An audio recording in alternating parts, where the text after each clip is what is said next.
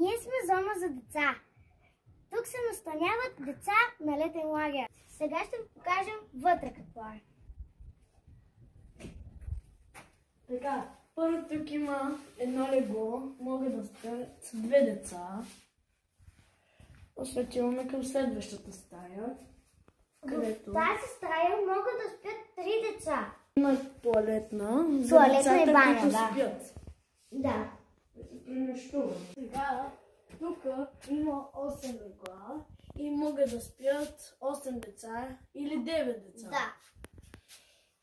Също и леглата са меки, както и барбароните. Да не забравяме туалетната и банята. Настаняваме се много добре и уютно. Дом, мил дом.